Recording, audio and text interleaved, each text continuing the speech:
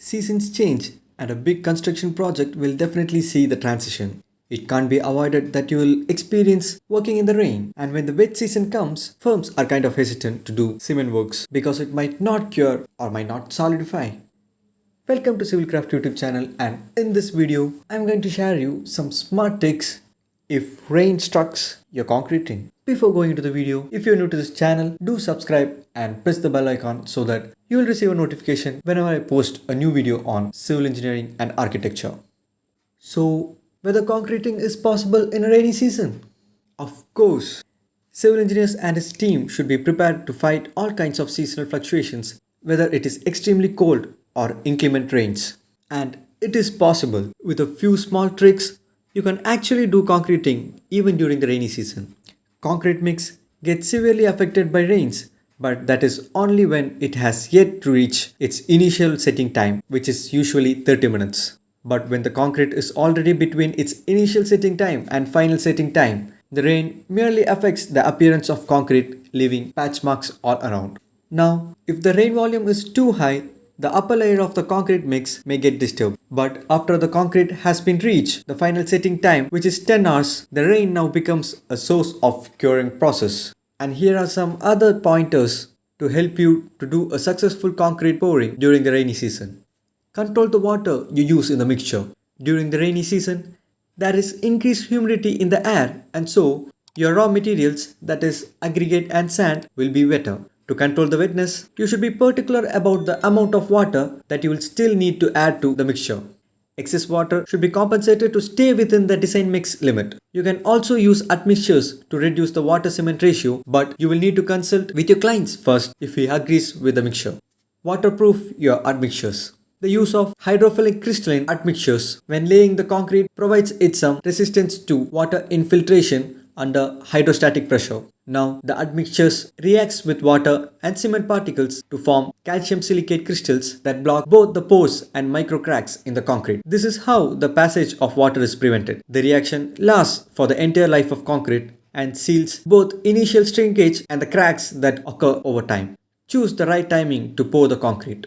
Even though it's a rainy season, it won't rain every day. When you're preparing to pour concrete, you need to make sure that the weather conditions are not overly wet or windy. Besides, you will only need to have 12 hours of dry weather before you pour the concrete. Of course, it will be difficult to tell, but there are accurate weather forecast apps and websites that can look into a week's detailed weather condition. You may not see this during the design and planning stage, and this is why we always advise preparing for worse conditions. Combat heavy winds with nets. Strong and resilient shuttering should be ensured before pouring concrete. Heavy winds may cause bleeding, which may lead to shrinkage cracks. The use of construction nets can at least minimize the effects of the wind so that you can consider using this option when it's time to pour concrete. Plan transportation routes of RMC trucks. The rain always causes traffic jams and congestion. That is why during the planning stage, you should also include the best accessible routes for RMC trucks or concrete mixer trucks. As most of the RMC trucks have an open top, any delay in the delivery may allow rainwater into the chamber. This will spoil the concrete mixture and will be useless. Prepare covers ahead. It's common sense to prepare plastic tarpaulins and rainproof covers in advance to keep the area dry from rain. As I mentioned earlier, you need the area to be dry for 12 hours, so to be ensured, and you have to cover the space to compact and finish the concreting surface. If possible, cover the heaps of aggregate and sand too. Make instant repairs when there are damages.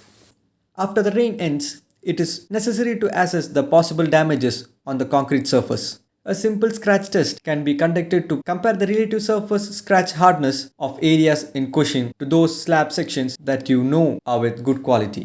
If you think that the surface quality of the concrete has been compromised, then prepare to do minor repairs, and they should be done immediately after the rain stops. Singular repairs can be made using some of the same concrete or spraying cement slurry on the surface. However, if you detect a lot of small areas of a thin slab are damaged, it is advisable to just remove and replace the complete section. Meanwhile, if the damage occurred on a large isolated area in a thick slab with damage, it is recommended to put a thin application of cement slurry after the damaged concrete is removed. Damages caused by the rain to your construction project can be big and costly.